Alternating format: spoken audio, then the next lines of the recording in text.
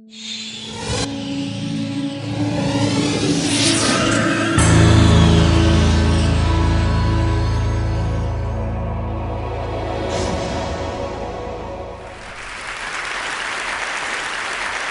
I grew up in Limpopo, on the border of Limpopo and Mpumalanga, little town called Mutetema. Water and electricity supply are as unpredictable as the weather. And growing up in these tough situations, at the age of 17, I was relaxing with a couple of friends of mine in winter, and we were sunbathing. The Limpopo sun gets really hot in winter. So as we were sunbathing, my best friend next to me says, "Man, why doesn't somebody invent something that you can just put on your skin and then you don't have to bath?" And I sat and I was like, man, I would buy that, eh? So I went home and I did a little research. And I found some very shocking statistics. Over 2.5 billion people in the world today do not have proper access to water and sanitation. 450 million of them are in Africa and 5 million of them are in South Africa. Various diseases thrive in this environment, the most drastic of which is called trachoma. Trachoma is an infection of the eye due to dirt getting into your eye. Multiple infections of trachoma can leave you permanently blind. The disease leaves 8 million people permanently blind each and every year. The shocking part about it is that to avoid being infected with trachoma, all you have to do is wash your face. No medicine, no pills, no injections.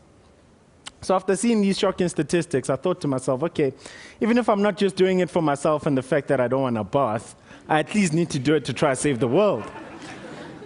So with my trusty little steed, my Nokia 6234 cell phone, I didn't have a laptop, I didn't have internet much, except for the 20 Rand an hour internet cafe.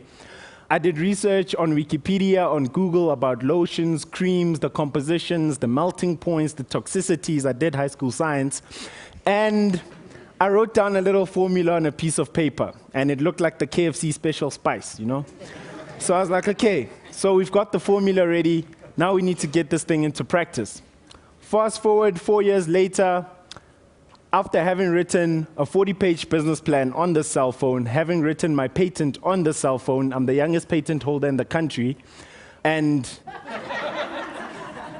I can't say any more than that. I had invented DryBath, the world's first bath substituting lotion. You literally put it on your skin and you don't have to bath.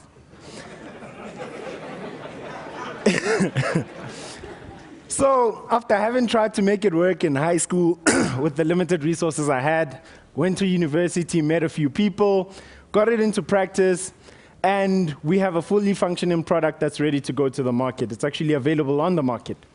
So we learned a few lessons in commercializing and making DryBath available. One of the things we learned was that poor communities don't buy products in bulk.